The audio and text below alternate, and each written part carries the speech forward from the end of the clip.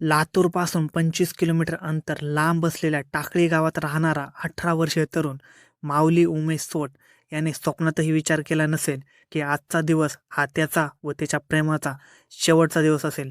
माऊली उमेश सोट व त्याची 20 वय वर्ष असलेली प्रेयसी हे दोघेही एकाच गावातले आहे व शेजारीच घर असल्यामुळे त्यांची चांगली ओळख होती.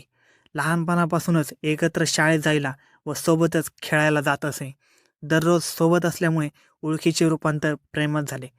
प्रेमाला वयाचं बंधन नसते, प्रेम आंधळ असते, परंतु त्यांच्या प्रेमाचा अंत एवढा वाईट होईल याचा कोणी विचार देखील केला नसेल. लहानपणापासून एकमेकांना पाहिलेलं ते दोघे जसे तरुण होत गेले तसे ते एकमेकांच्या प्रेमात कसे पडले हे त्यांना देखील कळले नाही. पुढे शिक्षणानिमित्त दोघेही लातूरला गेले.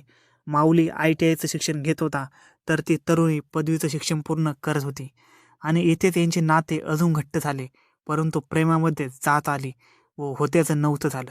हे सर्व चित्रपटाला शोभेल अशी ही घटना लातूर जिल्ह्यातील टाकळी या गावामध्ये घडली.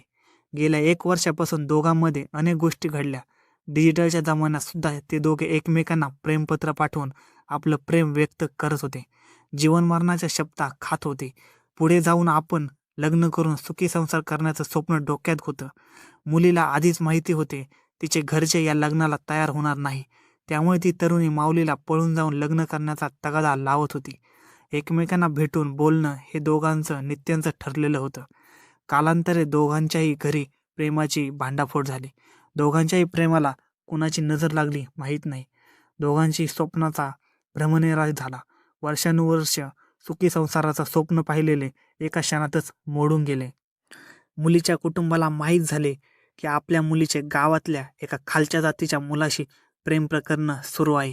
माऊली हा त्या मुलीपेक्षा खालच्या जातीचा होता. याची माहिती घरी कळताच त्यांची तळपायाची आग मस्तकात गेली.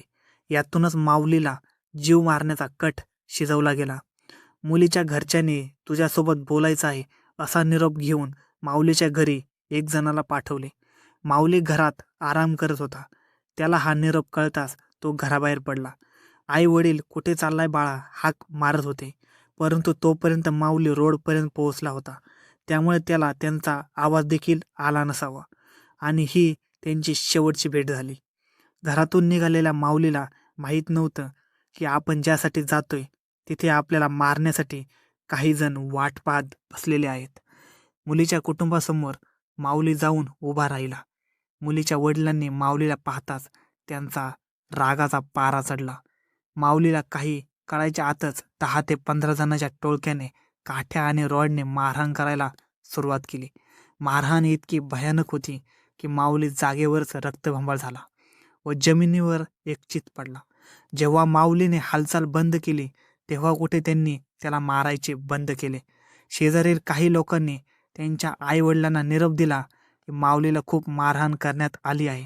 हे ऐकून त्यांच्या आईवडिलाच्या पायाखालची जमीनच सरकली. त्यांनी लगेच माऊलीच्या दिशेने धाव घेतली. ते तिथे पोहोचले त्यावेळी माऊली रक्ताच्या थारोळ्यात पडलेला होता. त्याला तातडीने रुग्णालयात दाखल करण्यात आले, पण त्याची स्थिती खूप गंभीर होती. त्यामुळे त्याला लातूरला हलवण्यात आले. मारहाण इतकी जबर होती की माऊली कोमात गेला होता. त्याच्या अंगावर सर्व ठिकाणी वार करण्यात आले होते. पायावर रॉडने मारून फ्रॅक्चर करण्यात आले होते.